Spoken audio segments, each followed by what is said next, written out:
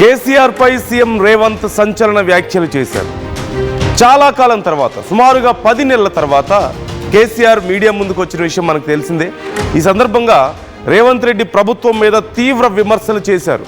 కృష్ణా గోదావరి జలాలు ఆగమైపోతుంటే కనీసం పట్టించుకునే దిక్కు లేదు, అడిగే దిక్కు లేదు అంటూ ఘాటుగా విమర్శించారు. 4th సిటీయా తొక్కలో సిటీయా అంటూ మాట్లాడారు.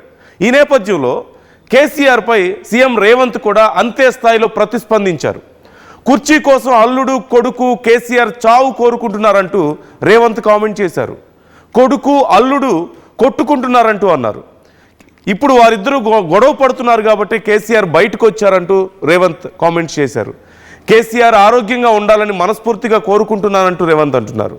తెలంగాణకు కేసీఆర్ చేసిన ద్రోహం ఏ నాయకుడు చేయలేదని, అసలు చంద్రబాబు శిష్యుడే కేసీఆర్ అంటూ రేవంత్ కామెంట్ చేశారు. పట్టిసీమను అభినందిస్తున్నారంటూ అన్నదే కేసీఆర్ అని, కేసీఆర్ తమలపాకుతో కొడితే నేను తలుపు కర్రతో కొడతా అంటూ రేవంత్ చాలా ఘాటుగా రెస్పాండ్ అయ్యారు. కేసీఆర్ విసనకర్రతో కొడితే నేను నీటి తొట్టితో కొడతానన్నారు. పాలమూరు రంగారెడ్డి కట్టొద్దన్న హర్షవర్ధన్ రెడ్డికి బీఫామ్ ఇచ్చింది కేసీఆర్ కాదా అంటూ ప్రశ్నించారు. రాష్ట్రాన్ని దివాళా తీయించింది కేసీఆర్ అని, కాంట్రాక్టర్లకు కేసీఆర్ అమ్ముడుపోయాడని, 1000 కోట్లు దండుకున్నాడంటూ రేవంత్ చాలా ఘాటుగా స్పందించారు. ఏపీ జలదోపిడీకి అసలు దాసోహం అయిందే కేసీఆర్ అని, జూరాల దగ్గర ఒడిసి పట్టుకోవాల్సిన కృష్ణా జలాలను శ్రీశైలం నుంచి ఇచ్చి ఏపీకి రాసిచ్చిండు అంటూ రేవంత్ కామెంట్స్ చేశారు. ఓ పక్క మాజీ సీఎం ముందుగా కామెంట్స్ చేస్తే దాని మీద ఇప్పుడు ప్రజెంట్ సీఎం తిరిగి రెస్పాండ్ అవ్వడంతో తెలంగాణ వ్యాప్తంగా ఈ అంశం చర్చనీయాంశంగా మారింది. ఒకరి మీద ఒకరు చాలా ఘాటుగా మాట్లాడుకున్నారు. అయితే ప్రజలు మాత్రం చాలా రోజుల తర్వాత కేసీఆర్ బయటికి రావడంతో ఓ పక్క బీఆర్ఎస్ క్యాడర్ మాత్రమే కాదు, తెలంగాణ ప్రజలు కూడా చాలా ఇంట్రెస్టింగ్గా చూశారు ప్రెస్ మీట్ అంతా కూడా. కేసీఆర్ అన్ని విషయాల గురించి మాట్లాడారు. తెలంగాణని కాంగ్రెస్ ప్రభుత్వం దోచుకుంటుందన్నారు. నీళ్ళన్నీ తీసుకుపోతుంటే, కృష్ణా గోదావరి జలాలు తీసుకుపోతుంటే కనీసం మాట్లాడే దిక్కు లేదన్నారు. అసలు ఫ్యూచర్ సిటీ కాదు, తొక్కలో సిటీ అది అంటూ మాట్లాడారు. ఇంకో పక్క జూ పార్కుని మొత్తం అక్కడ అమ్మేసుకునే ప్రయత్నం చేస్తున్నారు అన్నారు. ఆగమైపోతుంది హైదరాబాద్, నువ్వేమన్నా చేసావా? ఎన్నో దశాబ్దాలుగా జరుగుతున్న డెవలప్మెంట్ని మొత్తం నేనే చేశానని చెప్పేసి చెప్తున్నావు అని చెప్పేసి మాట్లాడారు. అలాగే భారీ ఎత్తున ఇన్వెస్ట్మెంట్లు అన్నారు. అన్ని లక్షల కోట్లు, ఇన్ని లక్షల కోట్లు అన్నారు. తిరిగి చూస్తే కనీసం 10,000 కోట్లు దిక్కు లేదు. ఎవరో దారిని పోయే వాళ్ళందరినీ తీసుకొచ్చి సంతకాలు పెట్టించారు అంటూ కేసీఆర్ చేసిన వ్యాఖ్యలు ప్రజలు చాలా ఇంట్రెస్టింగ్గా గమనించారు. అయితే దీనికి రెస్పాండ్ అవుతూ, ఈ మొత్తం విమర్శలకి రెస్పాండ్ అవుతూ రేవంత్ కూడా ఒక చిట్ చాట్, మీడియాతో చిట్ చాట్ నిర్వహించారు. ఈ చిట్ చాట్లో రేవంత్ అంతకంటే ఘాటుగా మాట్లాడారు. మరొక ముఖ్యమైన విషయం, కేసీఆర్ మాట్లాడుతూ రేవంత్ ఎప్పుడు నా చావు కోరుకుంటున్నాడు, ఎప్పుడు పోతాడో అని చెప్పి మాట్లాడుతున్నారు. ఇంత ద్వేషం ఉండొచ్చా అని చెప్పి చాలా ఘాటుగా మాట్లాడారు. దీనికి రేవంత్ కూడా అంతే ఘాటుగా స్పందించారు. ఓ పక్క అల్లుడు కొడుకు వాళ్ళలో వాళ్ళు గొడవలు పడుతున్నారు, ఇంట్లో వాళ్ళ నుంచే కేసీఆర్ ప్రాణాలకు హాని ఉంది, ఆయన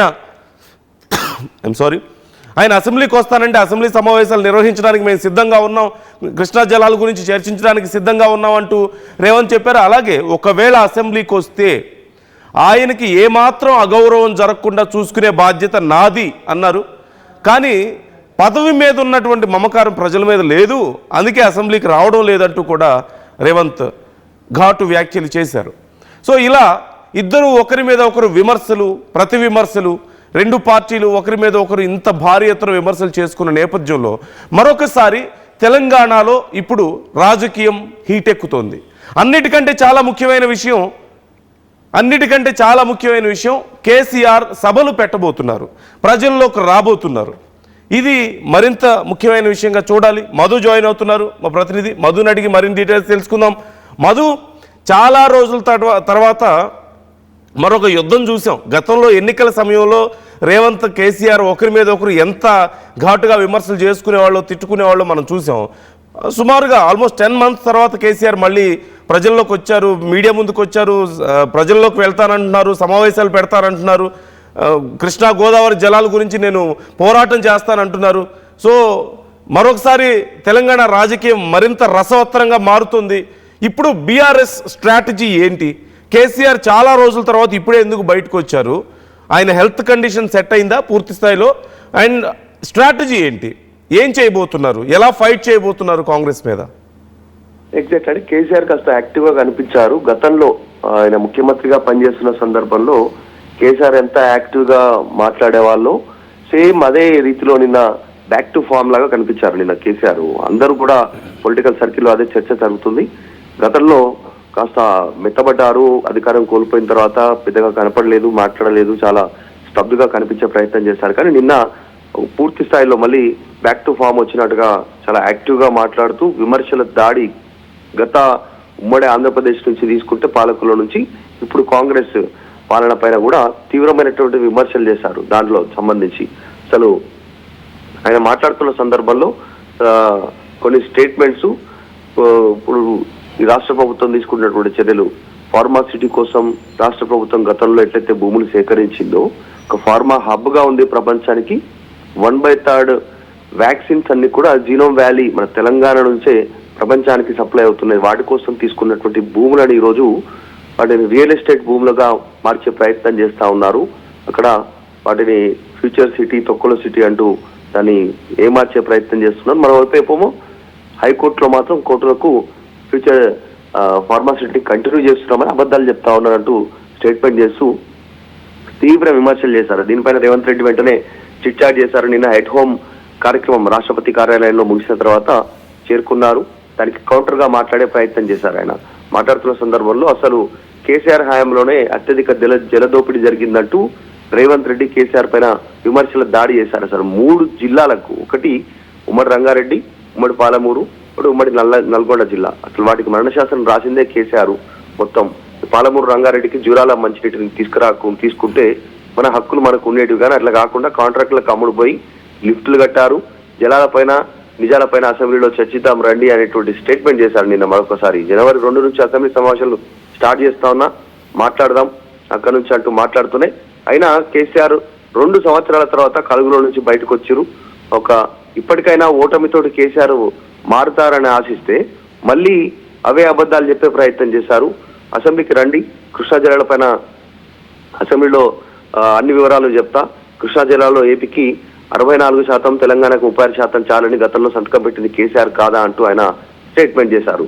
ఇంకొకటి కీలకమైనటువంటి స్టేట్మెంట్, కాంగ్రెస్ ప్రభుత్వం పైన కేసీఆర్ చేసినటువంటి యూరియా సంబంధించినటువంటి పంపిణీ విషయంలో టెక్నాలజీ వద్ద యాప్ పెడితే నష్టం ఏంటి అనేటువంటి స్టేట్మెంట్ కూడా చేశారు. ఎందుకంటే ఇప్పుడు గతంలో ఉమ్మడి ఆంధ్రప్రదేశ్ లో కాంగ్రెస్ హయాంలో చెప్పులు, ఆ తర్వాత వీటిని పెట్టుకునేటువంటి లైన్ లో పెట్టుకునేటువంటి అవకాశం ఉండే యూరియా కోసం. బీఆర్ఎస్ అధికారంలోకి వస్తే అది పోయింది, హ్యాపీగా రైతులకు యూరియా దొరికేది. మళ్ళీ ఇప్పుడు చెప్పులు లైన్ లో పెట్టుకునేటువంటి పరిస్థితి ఉంది అంటూ స్టేట్మెంట్ చేశారు. కాబట్టి దానిపైన ఆయన మాట్లాడే ప్రయత్నం చేశారు. ఇంకొకటి కీలక స్టేట్మెంట్, నా చావు కోరుకుంటున్నారు, ఇది కరెక్టేనా? నన్ను ఎంతసేపటికి తిడతా ఉన్నారు, ఇది కరెక్టేనా? ఒక్కరోజు తిడితే ఓకే, కానీ రోజు అదే పనిగా తిడితే బాగుంటుందా అనేటువంటి స్టేట్మెంట్ ని కేసీఆర్ చేయడం పైన కూడా రేవంత్ రెడ్డి రెస్పాండ్ అవుతూ, నేను కాదు ఆయన చావుని హరీష్ రావు కోరుకుంటున్నారు, ఆయన సీటుని కేటీఆర్ కోరుకుంటున్నారంటూ స్టేట్మెంట్ చేశారు.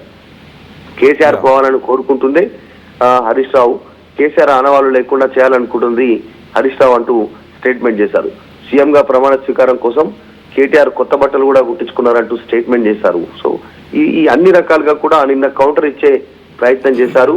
ఈ రోజు కేసీఆర్ మాట్లాడినటువంటి భాష మరి ఆయన వయసుకు తగిందేనా అంటూ కూడా మాట్లాడారు. ఆయన విశాఖతో ఇట్లా అంటే ఖచ్చితంగా నేను తలుపు చెక్కతో ఇట్లా అంటానంటూ స్టేట్మెంట్ చేశారు.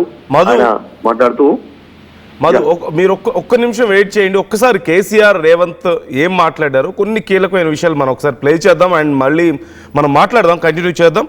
ఒక్కసారి ప్లీజ్. ఇక నన్ను ఇచ్చడానికైతే వాళ్ళ నోరు మొక్కాలిగా.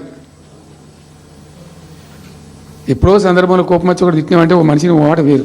పొద్దా కాదే కదా కేసీఆర్ చచ్చిపోవాలి మాట్లాడినప్పుడల్లా ఎక్కడైనా మాట్లాడు, ఏ సందర్భంలో మాట, నువ్వు కాలేజీలో మాట్లాడు, లేకపోతే ఇంకో కాడ మాట్లాడు, స్కూల్ పిల్లల కాడ మాట్లాడు. గింత అక్కసు ఉంటుంది మనుషులకు, అది కరెక్ట్ అవుతుందా?